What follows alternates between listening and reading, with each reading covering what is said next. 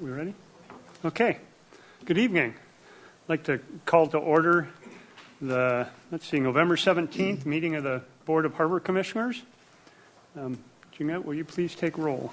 Yes, Jim Sloan. Here. Bill Spicer. Here. Betsy Kramer. Merritt McCrae. Here. Lang Sly. Here. Are there any changes to the agenda? Yes, Mr. Chair and Commissioners, this evening, item number, under new business, item number 6, cancellation of license agreement 13106 Marine Mammal Center barge. We will not be discussing recommendation B of that item. Okay, so we'll strike that. So we will just be discussing Item A. recommendation A on item 6. Okay. Any other changes? That's it. Okay. I think at this time we take public comment on things that are not on tonight's agenda. And I see that we have one and a maybe speaker slips here, but they're relative to an item that's on the agenda, so we'll wait until that item comes up to allow these speakers. So with that, why don't we take a look at the agenda from last month and see if there's any changes, and if not, approval of that. The minutes, excuse me, not the agenda, the minutes from last month. Any comment on that? Would someone like to move to approve it? Move to approve? Second. All in favor? Aye. Opposed? Okay. I'm going to abstain as I was absent. Okay. All right. Moving ahead to department updates with the director's report. Okay. Mr. Chair, Commissioners, since we last met, the Council approved a lease agreement with Neil and Judy Bruskin, a sole proprietorship. They run Mother Stearns Candy Company out on the Stearns Wharf at Suite 219. Done a very good job with that business and really increased the revenue since they took over through a lease assignment process about 10 years ago. I'd like to talk a little bit about the ad hoc stakeholder committee to consider additional off-street parking opportunities for persons living in oversized vehicles. If you've been watching the news, this has been a big item with the council and the ordinance committee lately. So on Tuesday, the 8th, council did in fact form the ad hoc stakeholder committee to consider additional off-street parking opportunities for people living in oversized vehicles. And the council appointed council members Frank Hotchkiss, who's here with us tonight, and also Kathy Murillo, Councilmember Murillo, to serve on that committee, along with Christine Schwartz from New Beginnings, the executive director of New Beginnings Counseling Center. And then city staff that will be serving on that committee will be Sue Gray, the community development business manager, myself, Ariel Colon, the city attorney, Lieutenant Dan McGrew from the police department, and Rob Dayton, Public Works Principal Transportation Manager.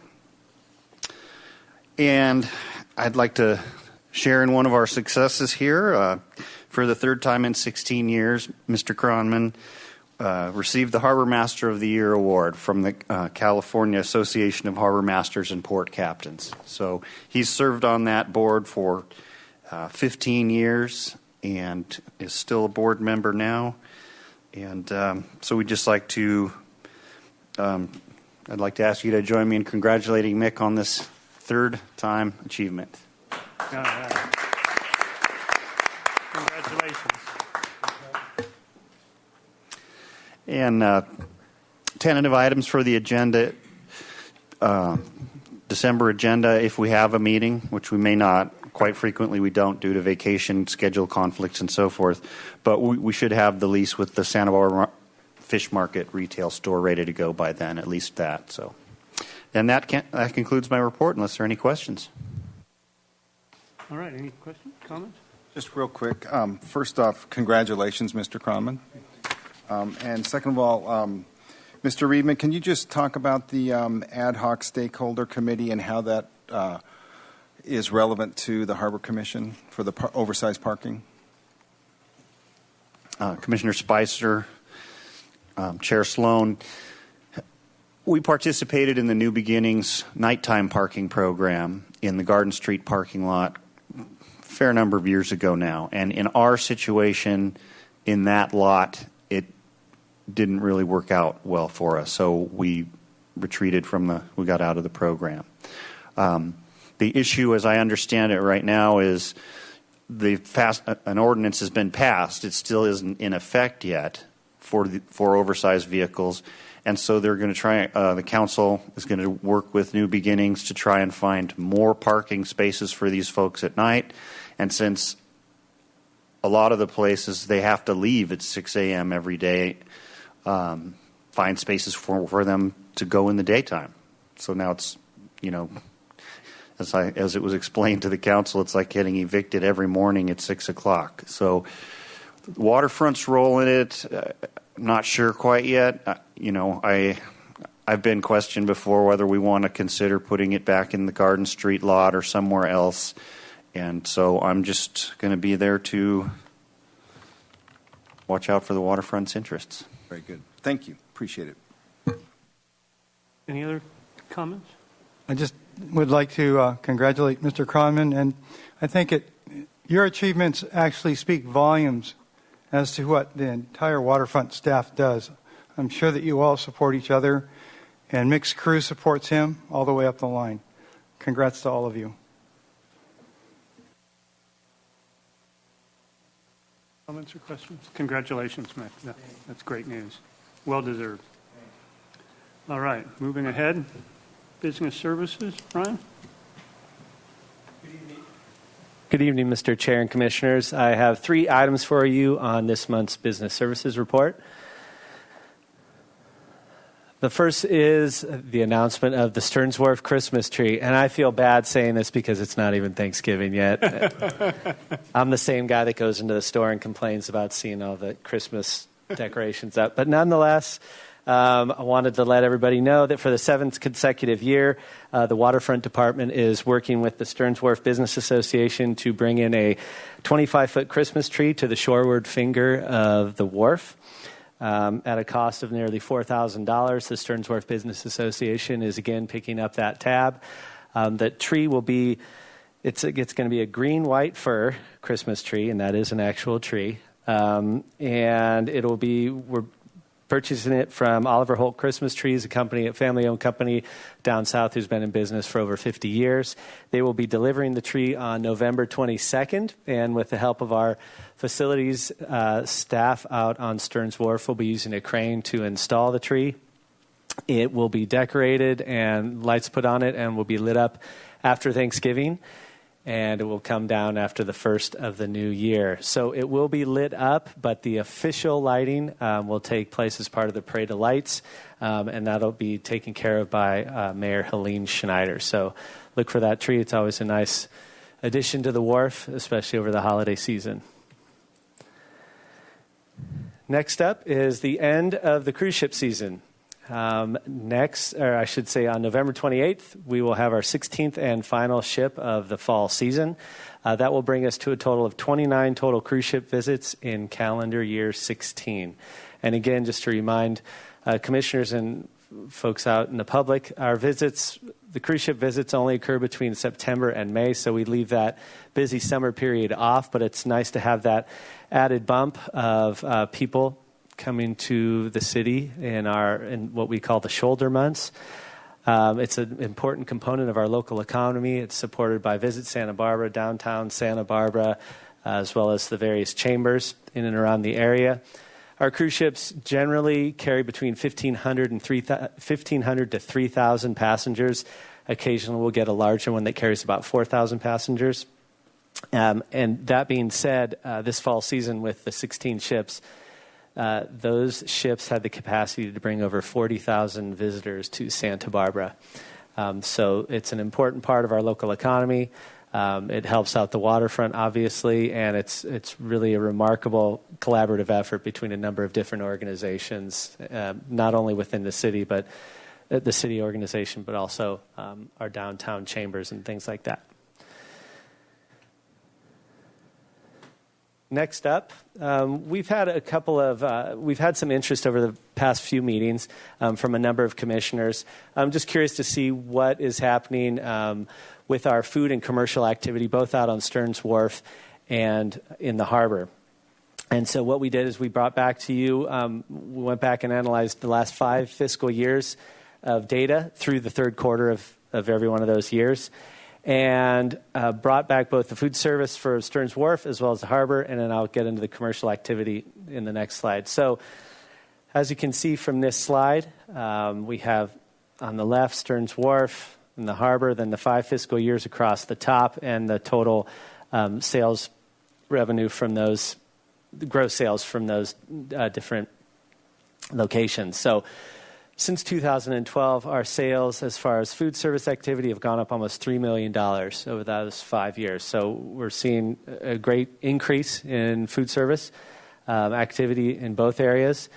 However, through the third quarter of this fiscal year, this calendar year, food service is down overall 2% between Stearns Wharf and the harbor when you add those together. So the wharf's down about 4%, and the harbor is up about 1%. So when you put that all together, it's down about 2% from the same time last year. And at the bottom there, you'll see of the chart, overall change in percentage from prior year.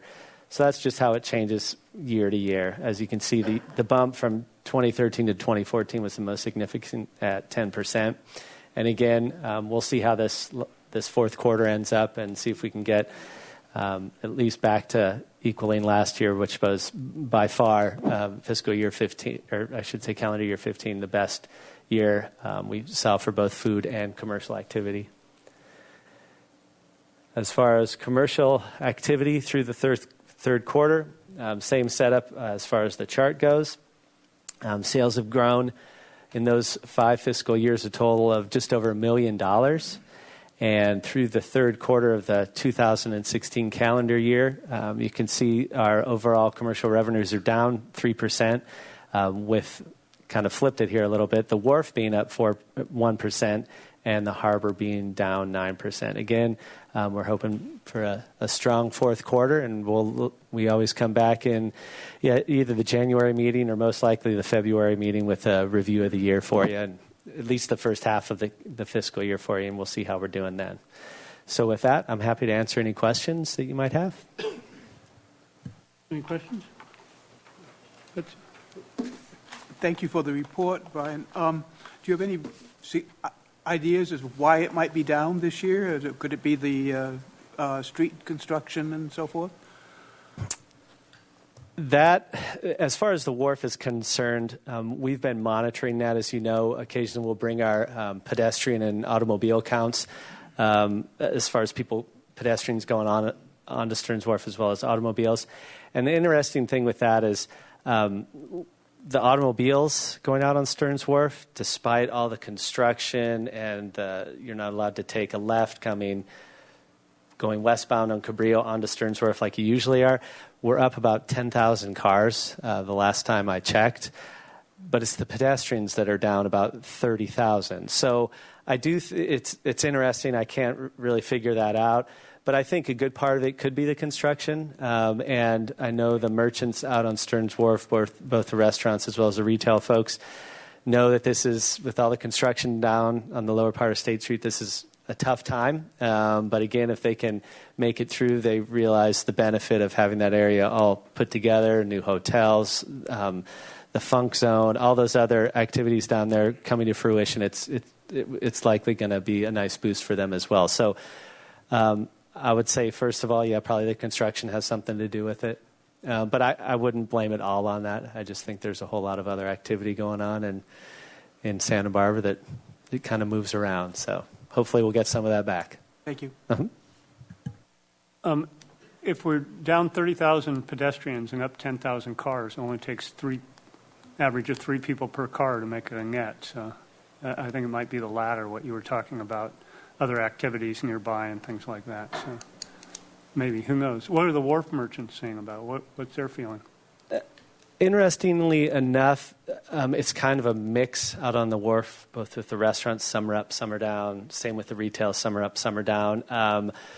But again, when we meet with them every other month, a lot of it has to do with they're comparing it to 2015, the last year they have on record. Well, that was everybody's best year. So, once we all get the complaining out, we kind of talk about, well, it's down 2% from the best year ever, and it's still the second highest year ever. So that's pretty darn good. So they understand, but they want to see their businesses grow, and I think they understand that the benefits that could come into play once Lower State Street's all put back together and up and running. So I think they're looking out for the long term, and I think they see the light. Yeah. I mean, the harbor's grown quite a bit, which is pretty nice. So, good. Okay, thank you. Moving on here. Facilities. Carl? Good evening, Chair Sloan and Commissioners. Bellingham Marine Industries continues to make rapid progress, completing Phase 7 of the Marina One replacement project. Phase 7 consists of E, F, and G fingers. There we go. Bellingham began work on E-Finger in October and completed it in 3 weeks, which is the fastest they've ever gone. It's a relatively small finger with smaller boats, but that's very, very quick, including boats moving in and out. G-Finger is currently under construction. They've got all the finger docks in the main walk, and they're working on the utilities. And they'll move on to F-Finger right around the first of the month and should be done by Christmas. There's 3 main tasks with all of these: demolition, dock installation, and what takes the most time is utility installation, but they've really got it down to a science. It's really impressive how quickly they work. Just an important point to make with F-Finger, it's going to provide a unique opportunity to add 4 35-foot slips in Santa Barbara Harbor. The last time we added any slips was on Phase 2 on P-Finger. And I don't know if there's any room for any more slips in Santa Barbara Harbor after this one, but they're in demand. We're going to offer those off the wait list. And then the end tie will continue to function as a lease space where the old dry dock used to be. The slip holders have been great with vessel relocation. They've been moving their boats in and out very quickly, which really helps speed the project up. We have limited berthing for transient boaters. It's not quite as bad as it's been in the past. In the past, we've had phases where we just couldn't accommodate anybody. So with the smaller boats, it's not quite as bad. So it's been very, very helpful, and it's been very impressive. People have been moving their boats out in 2 days and moving their boats back in over the course of 2 days, so the contractor can really keep moving quickly. The bid amount for this phase is $1,974,000. Every phase has come in under budget so far. So we received a loan, the equivalent of a home equity line of credit, for about $14 million from the Department Division of Boating and Waterways. And we're going to wind up spending about $12 million after everything's done, after Phase 8, the final phase. And that'll set us up with an annual debt service of about $998,000. So it's a couple $1 million less than we anticipated when we started working on this 10 years ago, but it's finally coming to fruition. The next project is dredging. The Corps of Engineers just renewed a 3-year contract with Pacific Dredge. There was 2 bidders, and Pacific Dredge was the low bidder. They did a great job last time they were here. They had acquired this dredge from the previous contractor, AIS, and have done a tremendous amount of work. They've invested over $2 million in it. And it's down in San Diego right now and heading up, hopefully, in the next week or so. They just awarded the contract last week. There's $2,695,000 in the President's budget as for fiscal year 2017, and as we all know, the federal government rarely passes a budget, but they do pass continuing resolutions, which essentially funds what is in the President's budget. So we're confident there'll be adequate funds to move forward. Dredging, they'll start mobilization next week and are going to try to finish up the dredging right before Christmas. That's how the schedule's working out at this time. This is a new contract, and also a new environmental assessment was completed. Every 6 years, they renew the permits and do the environmental assessment per the National Environmental Policy Act. And everything was about the same, except for it limits the discharge to where we normally discharge. In the past, we had the opportunity to discharge sediment between Mission Creek and Laguna Channel, but there are sensitive species associated with that, so they've eliminated that as an option, which is okay, and will work with them in the future if there's ever an opportunity to do some restoration in that area. The work begins with mobilization, as I mentioned. It's pretty disruptive for a few weeks. They're going to restore the West Beach construction yard, place about 8,000 feet of pipe on West Beach and East Beach. Most of it's buried, so once they're done, no one sees it. It just opens up at the discharge location, in this case opposite the Cabrillo ball fields. There's 120,000 cubic yards per cycle, which is down from what it used to be. But they've managed, it's worked out well. They can knock it out in about 5 to 7 days, which is pretty quick. And last year, as we all know, there was much more sand than anybody anticipated, and the Corps was able to come up with extra funds. So we're pretty confident we'll be able to keep the channel open and safe. And once we finish this, we'll resume again in the spring where there's adequate funding, so we're in pretty good shape for this year. And that concludes my presentation. I'd be happy to answer any questions. Great, thanks, Carl. Any questions? Yeah, Lang. Do you know what the expected useful life is for the new docks? And is that the same? I assume they're about the same as the docks they replaced from BMI? Yeah, Chair Sloan and Commissioner Sly, the docks we're replacing are just about 40 years old, so these new docks should last that easily. They're better built, the utilities are better, and we have a pretty robust maintenance program. I think the docks that we're replacing in other areas didn't last much beyond 25 or 30 years because they had no maintenance, but we've done that. So we're going to wind up paying for this and have probably 2 decades beyond that, and that's the goal. When does Phase 8 start for the Marine? Chair Sloan, it'll start next year. We'll work with the contractor to see if they want to try and shoehorn it in before the holidays or start just after the holidays. We kind of work with them in their production schedule. But by the spring of next year, it'll be done after 9 years. That's great. Yeah. Good. And then I had a couple of questions about the dredging. So we're talking about 120,000 cubic yards twice a year, right? So the contract's 240,000 cubic yards a year. Is that correct? That's correct. Okay, and that's down from 280, if I remember. Down from 300. It used to be 150,000 per cycle. Okay. And then I remember we had some trouble last year with that, and the Corps actually came in with some additional funding. And so when we finish with this cycle that starts in a week or so, will that dredge it sufficiently deep or whatever? I don't even know what the question is, but, you know, to get ready for the storm season, I guess. No, you're right. Typically, the sand accumulation is very gradual over the summer, so the accumulation is not that much for the fall cycle, and they could usually 120,000 yards is adequate to deepen the channel to the design template. It's the winter storms that can overwhelm the channel, and that's what happened last year with the El Nino storms, the waves, not the rain, unfortunately. And it was the most sand we've ever had deposited in the channel over a winter since probably 1983, and it may have even been more than 1983. So, but the Corps, they were great. They stepped up with 2 different funding sources, a work plan funding source and emergency funds, and they understand the need, and when we need it, they do their best to get the funds. Great. Okay. And then just one other question. With rebuilding all that construction down at the base of the wharf and that the new bridge and everything, where is the pipe going to go?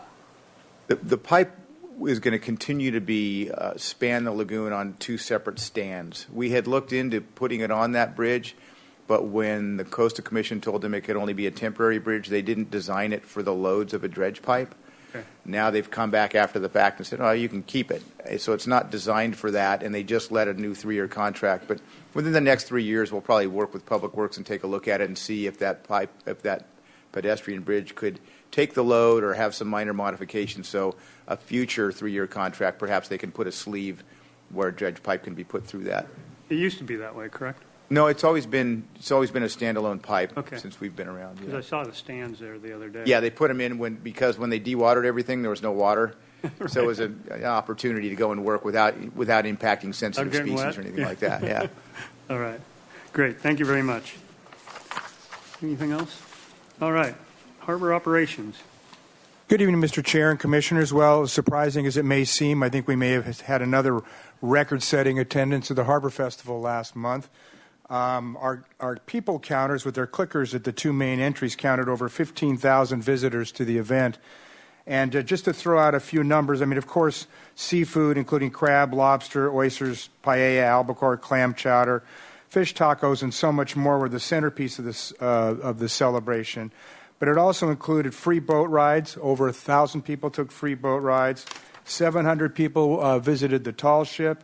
and 800 people toured the Maritime Museum free, and we had 40-plus vendors. We had popular new food vendors this time, including the Yacht Club selling lobster rolls, and we had a vendor selling non-alcoholic pina coladas in pineapples and coconuts. Everywhere I went, I saw people drinking out of these coconuts and pineapples. Oh, what the heck is this? And so, anyway, that's what it was. So they had a successful day. All the vendors had a terrifically successful day.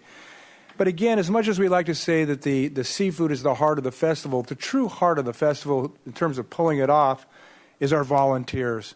Our volunteers. They were just fantastic. They included commercial fishermen, of course, in the barbecue pit, students from Santa Barbara City College's culinary arts program, and students from UCSB's Circle K International, sponsored by the Kiwanis Club. They were absolutely terrific. They proved critical to the festival's success.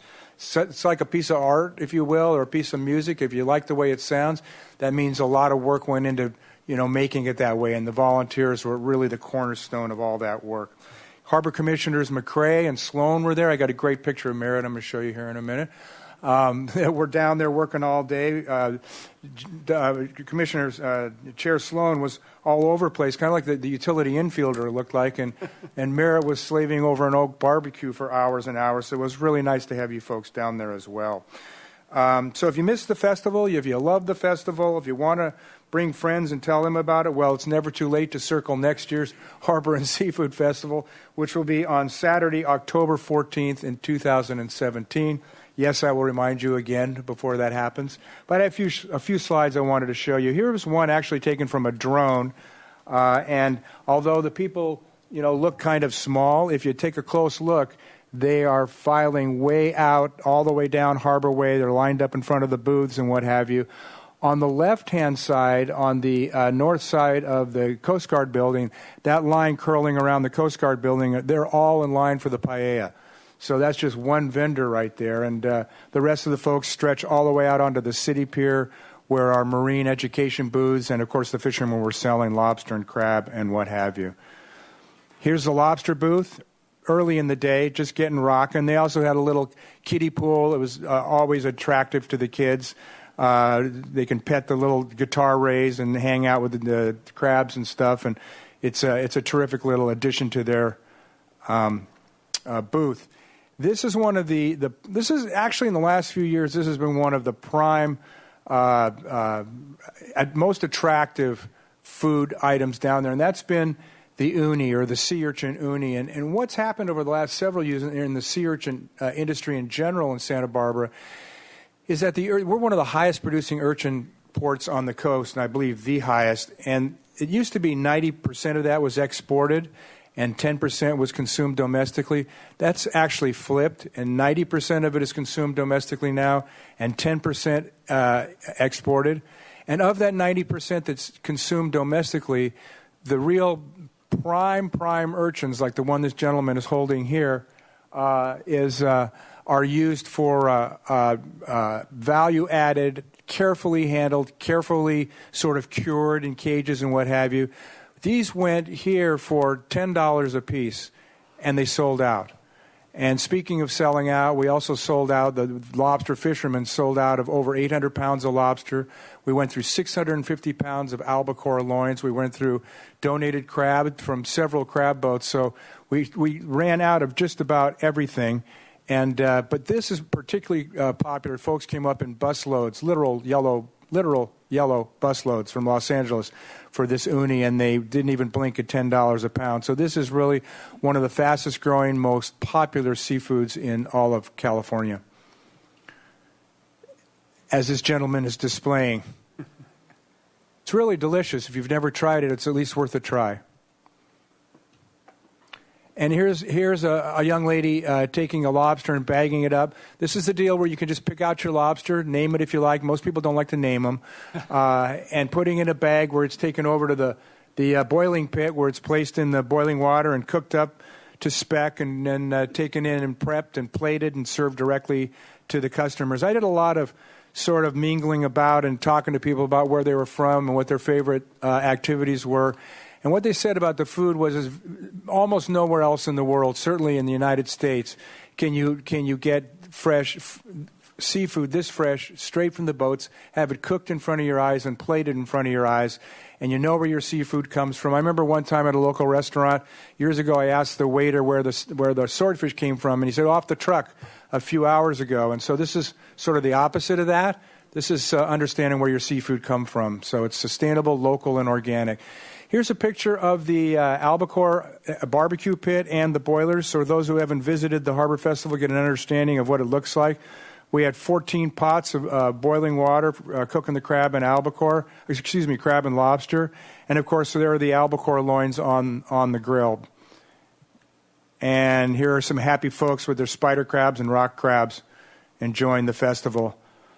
The family nature of it all, quite frankly, for those of you who were there, is the great, great thing about it. Everybody's just in the best mood. It is so much fun. And here is Commissioner McCrae. This was his posture. This could be a video, actually. This was his posture for like 8 hours.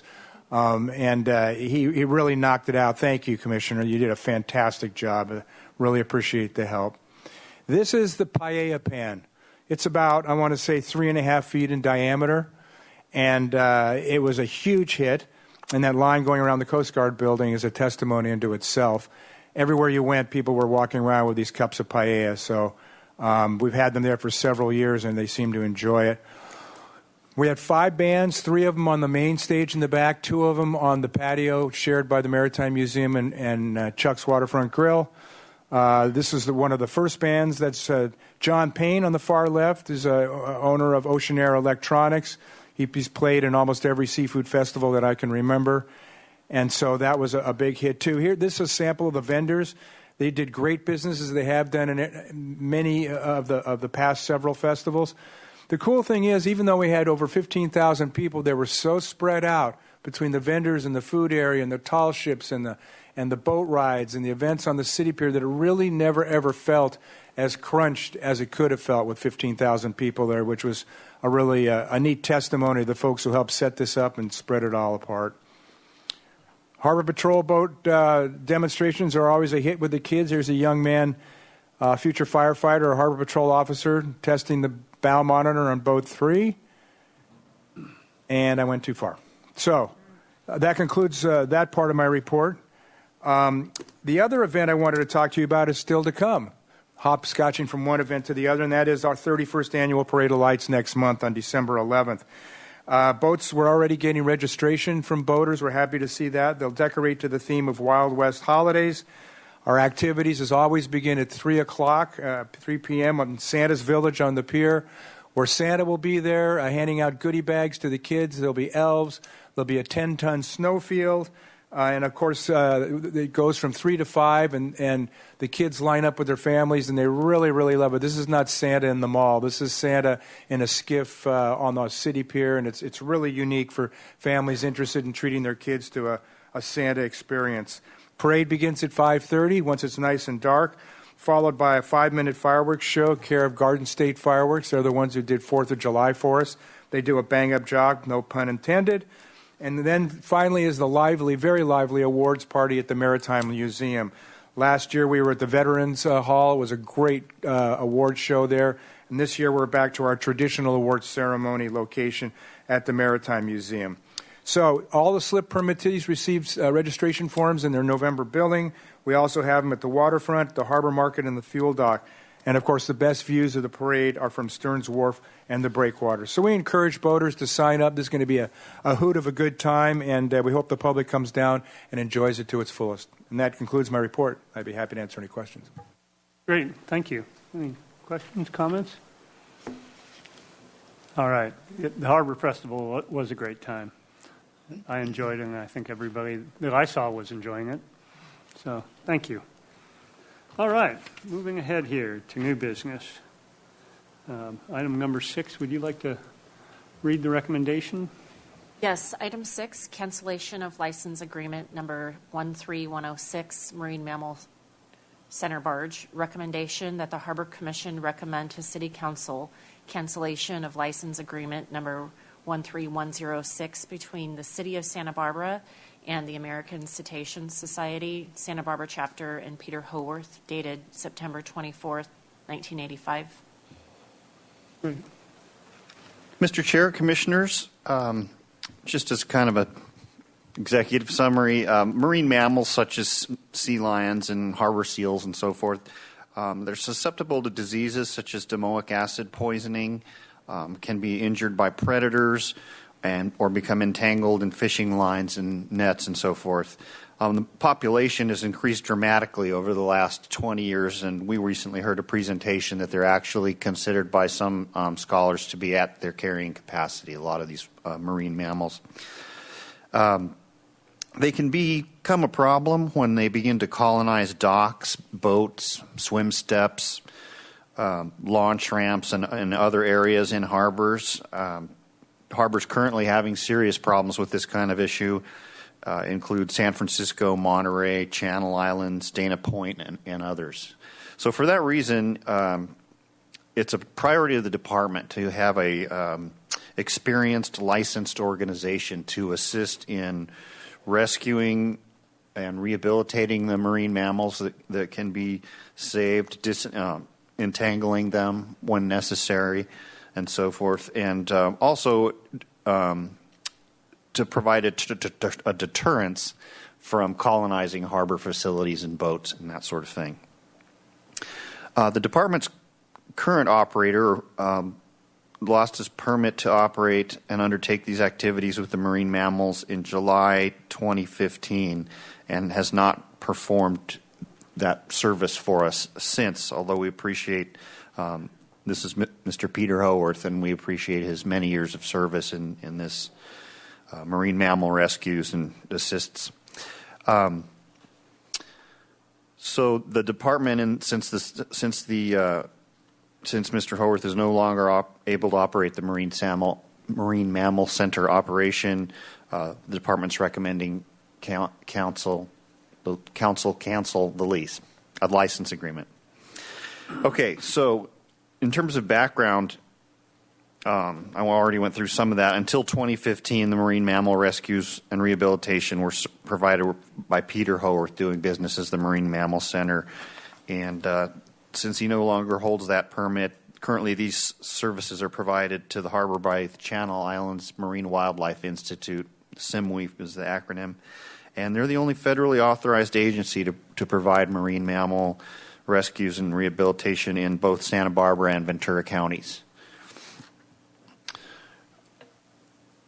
The license agreement between the city and the Marine Mammal Center and Peter Howarth is quite old. It dates from September of 1985. It's a license for the water area shown on the overhead there at the southern end of the Sea Landing rock groin.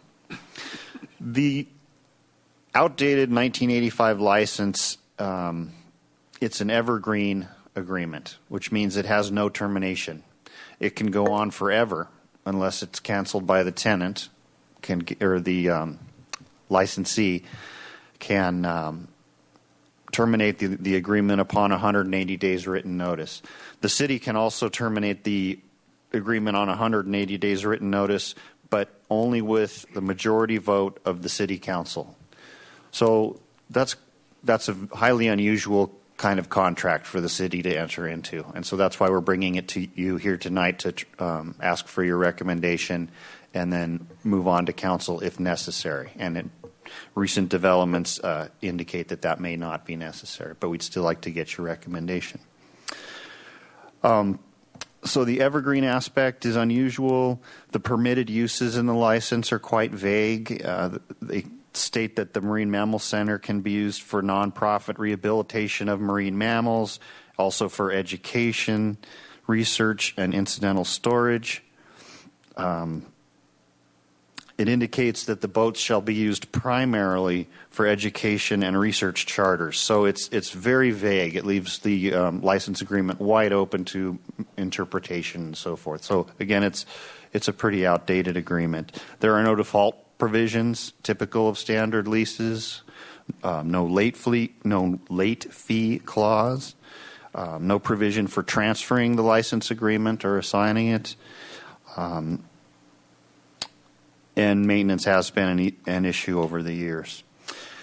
So on July 7th, 2015, the department was made aware that Mr. Haworth's stranding agreement from NOAA, National Oceanic and Atmospheric Administration, had been terminated, and Mr. Haworth could no longer participate in these sea lion activities. So for that reason, the problems with the license agreement documented, the department recommends canceling it by the City Council. Mr. Haworth was put on notice on October 26th about this, and we did make contact with Mr. Haworth on November 7th, and he acknowledged getting the letters and the communications and so forth. We've since had some discussions, and I believe, if I'm understanding correctly, that Mr. Haworth is ready to move on from this operation. And is simply interested in getting some compensation for the barge itself was replaced a few years back, and the mooring tackle. And so he just wants to get a fair market depreciated value for that to go towards his expenses associated with operating the nonprofit for all these years. So I believe we're pretty solid on that. So if we can make that happen, we may not need to go all the way to council and take 6 months to terminate this. Nobody needs that. So that's what he's looking for. I'd like to add that Mr. Haworth is here today and tonight, and so are Sam and Ruth Dover from Simwe. They're also here, and to answer any questions that you all may have. So that's basically the long and the short of it. Simwe is currently providing the services, and they're very well qualified, and they have good high technology methods that they use in capturing and helping the animals and so forth. Great. And I guess I'll just leave it at that. Just recommend to council cancellation of the license agreement, and we'll begin discussions with Mr. Haworth on a fair market value for the barge. We currently, as you know, have Bellingham Marine doing the docks and concrete docks in Marina 1, so Carl's going to get an estimate, and Mr. Haworth's going to get an estimate, and we'll begin our discussions there. So with that, I'd like to conclude the report and be happy to answer any questions. Okay, great. Thank you. And I understand that Mr. Haworth is here, but just before that, so we don't have, has any value been talked about so far for the ground tackle on the barge? Mr. Chair, no, none of that has been discussed yet. Great. All right, Mr. Haworth, would you like to come up and speak? And usually we allow 2 minutes for comments. Just real quickly, the Santa Barbara Marine Mammal Center terminated the agreement. We did not lose the license. That's not correct. We terminated it. We can show you a letter to that effect. And we're also still involved as a nonprofit, as Marine Mammal Center, still involved in whale rescue and so on. We're not involved, as you pointed out, the seals and sea lions. That's just a minor correction. On the bright side, Chairman Sloan and the commissioners, the Harbor Patrol, we've been helping with these animals for 40 years now. We've consistently had the highest success rate of any marine mammal rescue organization in the world for that 40-year period. We're very proud of that. We're bowing out and kind of amicably, I hope, try to keep this as least painful as we can. At this point, I'd like to thank the Harbor Patrol for their help. We worked hand in glove in many, many rescues of animals on the beaches and in the slips, in the marinas and so on. So thank you, Harbor Patrol. Thank you. All right, any comments or questions? I'd like to make a comment. I've been a volunteer for the Santa Barbara Wildlife Care Network for a while, and I'd like to appreciate your work, Mr. Haworth, and marine mammals, and it's been outstanding for all these years. Thank you. Yeah, thank you. All right, any other comments? Mr. Dover, did you still want to speak? Or? Okay. All right, so we have a motion, a recommendation here that we need to either vote on, or would someone like to make a recommendation? Make a motion? I would recommend that we support recommendation A to City Council. Okay. Do we have a second? I'll second it. All in favor? Aye. Opposed? Abstain? Passes unanimously. All right. Moving on to the last item on the agenda. Item 7, 6-year capital improvement plan. Recommendation that Harbor Commission review and approve the proposed Waterfront Department 6-year capital improvement plan for fiscal years 2018 through 2023. Chairman Sloan and Commissioners, the Capital Improvement Program is a planning tool to help plan and evaluate capital needs and funding for 6 years.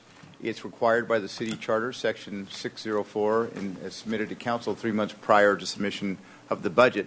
I think the goal there being that municipalities invest in capital and infrastructure to the extent they can before considering the overall budget. The first 2 years of the CIP, Capital Improvement Plan, are funded as part of the FY 2018-2019 budget. So we have 19 capital projects, 10 of which are what we consider existing projects. An example of those are the Marina One Replacement Project, Phase 8, which we talked about earlier. Marina Renovations Program, and that's the funds we use to rebuild Marinas 2, 3, and 4, which are all made out of wood. Parking Lot Maintenance Program, we re-slurry a lot every year of our 7 lots. We're going to do the launch ramp coming up this year. Stearns Wharf Heavy Timber and Pile Replacement Program. The wharf is a very vulnerable asset, subject to coastal storms and big waves, and the structural integrity of it is essential to keep it safe and accessible year-round. A project that we had in an outlying year in the previous CIP is the Stearns Wharf Waterline Replacement. We've taken a look at it. We're working with our Public Works Department to do an assessment, and some of it is very, very vulnerable, specifically the 4-inch and 6-inch laterals. So we've moved that up to next fiscal year to the tune of about $350,000. And out in 2022, we'll try and replace the main line, the 8-inch main line. And this is preventative. We can't afford to lose the water line on the wharf. All the businesses would go down. We need to be a little more proactive than just patch holes as they come up, since the whole system could fail all at once. And another one that we introduced last year is repowering Harbor Patrol vessels. We're capitalizing that expense now. We're going to work on Patrol Boat 2 this year, putting in new engines, and we'll talk a little bit more about it in a moment about replacing that boat. We have 5 new projects, new capital projects, starting with the replacement of Boat 2. As most of you know, we're replacing Boat 1 right now. These vessels, Boat 1 and 2, are built by Don Radden and his father back in the early 80s. They've outlived their useful life. It's going to cost about $550,000 to replace this vessel. We're going to repower it this year, and in about 6 years, we expect those engines will need to be replaced, so it'll coincide with replacement of that vessel, which will be over 40 years old at the time. The second new project is a new gangway for the accommodation dock. This gangway is shorter than required by the Americans with Disabilities Act. We're working on, with our Building and Safety Division, on what we call a transition plan to identify assets that aren't compliant. The accommodation dock, a lot of people take access to the waterfront through the accommodation dock, and there's also emergency access to Marina One through that. It's about $225,000 a couple of years out, and it'll be very similar to what we're going to do at the Sea Landing gangway, which will be under construction in another month or two. Another project that some of the commissioners are familiar with is the guardrail on Stearns Wharf. There is no guardrail around about 600 or 700 feet of the seaward finger of the wharf. We've had some issues with that over the years. We recently went to ABR, Architectural Board of Review, several times and looked at some alternatives. They like a cable rail alternative, whereby we can kind of preserve the views out at the seaward end. And the remainder of the wharf, the majority of which has a guardrail, we're going to add a couple of boards, which is kind of similar to what you see on the left side of that picture, to reduce the cost. The cable rail, just putting a rail around the end where there is no rail, is about $101,000. And we're going to try and do that in fiscal year 2018 as well. Interior dredging is new to the capital improvement program, but it's not new to the harbor. This is not a current picture. I want to point that out. This is from 2006, the last time we did any interior harbor dredging. It's not nearly as bad as that now, but it's getting kind of bad off G-Finger. This shoals up, and what happens is the big waves will push sand through the breakwater itself. So when we rebuilt the breakwater, we actually took the opportunity to pump grout into some of the voids in the riprap to prevent this. So it's not nearly as bad as it was, but we figure by about 2021 we're going to budget $100,000. And hopefully use the same method we did last time. We use what's called a Toyo pump that was deployed by the Danny C, the utility vessel, and just pumped over the walkway, the breakwater walkway, and kept pedestrian access open, pumped right into the ocean, washed back down into the channel because this is up coast of the channel, and we had to actually pay the Corps of Engineers to remove it and push it down coast. But it was a cost-effective project overall, and it's essential to keep adequate depth through there. There's a lot of vessels that move through that area. Another project that's new and kind of unique is we want to build a sidewalk in the Harbor Way area. This is Harbor Way. This is right here. We put a traffic counter last year in May, and we averaged between about 1,200 and 2,000 cars a day driving through there. There's no formal sidewalk. All the cars, all the people, everybody walk right through the middle to get to places like On the Alley, the Fish Market, Channel Islands Outfitters, to our offices. So we've been working with our transportation division, and we've come up with a conceptual design to build an actual sidewalk at the front of the west side of the Coast Guard building, and put it out of concrete, put in some signage, make it where it's more obvious to walk along there than through the middle of the traffic. There's a lot to go into this analysis, like the angle of the parking stalls. We'd probably lose a couple of stalls, so we want to do some public outreach to the tenants and see what's acceptable. It is a public safety issue. There's a lot of people out there and a lot of cars in the same place at the same time, and fortunately we haven't had any bad incidents, knock on wood. We also have so let me see here. Oh, okay. Our criteria for prioritizing projects are mainly based on these 7 elements. Completing a phased project like Marina One, structural needs like the Stearns Wharf, you have to maintain the structural integrity, maintaining utility infrastructure like the water line, improved efficiency, meeting building code standards. All of our projects related to the Americans with Disabilities Act are all codes that need to be complied with. Council policy and public input. So when we prioritize the projects and fund those, we take all these into consideration. In considering all those things, we always wind up with a few projects that don't quite make the cut. Here's 4 of them. One is RS Walkway, is what was referred to as our big boat slip. Sometimes you see the Tamsin out there, the 175-foot catch. And it's not a very strong dock. It was never designed for large vessels, and we could improve it to make it structurally adequate for large vessels. Right now, the tug that's working on the desal inlet just off the city pier, a lot of people have seen, has torn 2 cleats out of there. It's just not safe for large vessels, despite how large it is. We really need to renovate our maintenance shop, haven't done so in years, and there's always a demand for elevators, and that's another code requirement. The estimate at $350,000 is probably a little low. This has been an unfunded project for a long time. But we always have in the order of close to $1 million in unfunded projects. So how do we figure out just how much money we have? We do a 6-year cash flow projection, and it's based on a couple things that are plugged into it. One is maintaining our operating reserve requirements, which is 25% of our operating budget, and maintaining our harbor preservation fund between at least $2 million. We can exceed $5 million. A couple of assumptions when we run this model. On the revenue side, we assume 2% growth in commercial lease and parking revenues annually, 2% increases in slip fees. We assume we're going to borrow $800,000 for the Marina One Phase 8 next year. We've been toying with paying for all of it. It doesn't quite work. We've done pretty well the last few years, but if we borrow about $800,000 as opposed to about the $1.5 million it'll cost, it'll keep the debt down. And we're looking at freezing slip transfer fee revenues at $864,000 a year. We project we'll get to about that level in about 3 years. On the expense side, we expect an increase, 3% in salaries and benefits, 2% increase in supplies and services, a $94,000 increase in the MTD shuttle that Scott has talked about repeatedly, the leg between the wharf and the zoo. And we've also looked at the vessel reserve fund. We started at $75,000. We put it up to $150,000 last year. And now that we project out the cost of replacing the vessels, like Patrol Boat 2, $100,000 a year will get it done. So when you plug all that stuff in, this is what you get. So green are the revenues, orange or red is the operating expenses, and the purple is our required policy reserves. This is 25% of our operating budget. So it slides up with the budget, the revenues, and the expenses. So it becomes more and more significant over time. The other line, the blue line, is the Harbor Preservation Fund, and this is expected to be maintained between $2 and $5 million.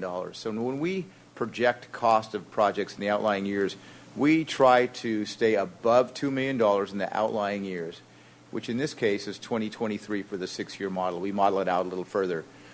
When I put the staff report together, we were right at about $1.8 million at that time.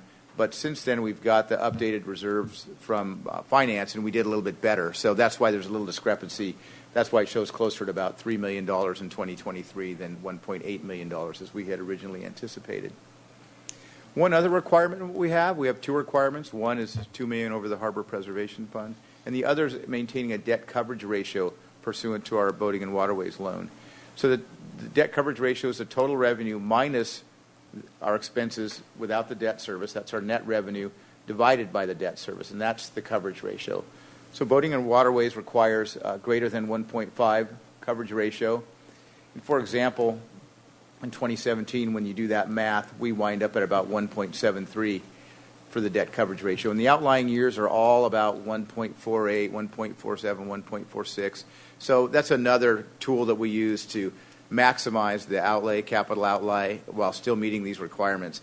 These are outlying years where they drop below 1.5, but as Scott mentions, we always kind of push the wedge forward. Our revenues tend to come in a little higher, our expenses a little bit lower, so we wind up doing a little better year by year. The waterfront continues to invest in our capital needs pretty aggressively. We don't have any really large projects in the next 6 years. The Marina One is our largest project we've completed in decades, and it's almost done. The launch ramp, breakwater cap, those things have been done. So we've got a steady about $1 million a year. It seems to be adequate, and it helps us balance the budget. So upon your approval this evening, we will be reviewed by the city administrator and then off to council. So our recommendation is that the Harbor Commission review and approve the proposed waterfront Department 6-year capital improvement plan for fiscal years 2018 through 2023. And that concludes my presentation. I'd be happy to answer any questions. All right, thank you, Carl. Any questions, comments? I have a couple of questions. Sure. On the repower of the Harbor Patrol vessels, you have $200,000 listed. Have you already pursued or considered pursuing the County Air Pollution Control District for the re-engine repower grants? Sheriff Sloan, Commissioner McCrae, we had looked into it over the past, but our engines aren't old enough. A lot of times those were for like replacing Tier 1 engines or even Tier anything engines. Our engines are run about 5-6 years old, so they tend to be pretty current with respect to emissions requirements. So we have not been qualified. We have, on the other hand, applied for, I forgot exactly what they're called. It's a Division of Boating and Waterways grant for equipment, and we've been denied 2 years in a row. But we'll keep trying. We're confident that the next time we apply, we'll be getting some funding for that. That sounds great. And then the interior dredging, just looking at how much the Army Corps spends to keep the channel clear and how much material they're moving, and the amount of material that potentially could accumulate within the harbor, is this, you feel that the $100,000 figure in 2021 is adequate? Yes, if it's solely for the purpose of doing the dredging inside the breakwater between Marina One and the breakwater. What we did last time and what I expect we'd do again is we rented a pump from Port San Luis. We deployed it with the Danny C, pumped it over the wall, about 5,000 cubic yards. It was a very, very cost-effective means of doing it. It's not a big dredge that goes all the way back and pumps it down the beach. So I'm pretty confident we could keep that channel area open. Catastrophic storms aside that pump a bunch of sand into the harbor that we don't anticipate, of course, then that number would go way up. But for what I intend it to be used for, I think that's adequate. So would you do it differently? Sheriff Sloan, no, I would do it the same way as we did last time. But what's expensive, and I think what Commissioner McRae is referring to, is the way the core dredges, using Right, the cutter right, head yeah, dredge. yeah. That's an expensive way of dredging, and especially to mobilize a small dredge. This is a pump that fits on the back of a truck. You drive it down. Port San Luis, they're our friends. We rent it from them for a nominal fee. We pay the daily rate for the Danny Sea, which is in the harbor. Yeah. We already have the pipe. We'd constructed that in the past. It was a great project 10 years ago, and assuming we use the same technique, $100,000 should be adequate. But then it just ends up down in the harbor mouth at some point. And so what we negotiated with the Corps last time was we paid a rate, a unit cost. A negotiated one was about $1 or $2 a yard last time. Okay. So Yeah. I expect would be similar circumstances. Okay. It's not a high volume. It's maybe 10,000 cubic yards. So it's nothing like the harbor at 120,000, the entrance at 120,000 cubic yards. Right. Okay. Any other comments or questions? All right. Would someone like to make a motion to either accept or reject the recommendation? I'll move to accept. All right. Second? A second. All right. All in favor? Aye. Opposed? Abstained? All right. Passed unanimously. All right. Move on to Commission staff communications. Do we have any? Mr. Chair, Commissioners, I must apologize. I neglected to show you one slide here on the Parade of Lights, and I wanted to do it especially to illustrate the work of my fine colleague, Dominique Samario. This is the Wild West holiday is the theme, and she came up with this wonderful lasso lariat thing. And it also gives me another annoying opportunity to remind people that the Parade of Lights is on December 11th, so we'll see you there. Thanks. And she's not here to see. I know, she left. I'll remind her in the morning. You'll have to mail her. You'll have to give her one. Okay. All right. Anything, Mr. Reedman? Nothing from me, sir. All right. Anything from the commission? All right. Well, that wraps it up. Would someone like to make a motion to adjourn? I would. Second? Second. All in favor? Aye. Aye. That's it. Thank you very much.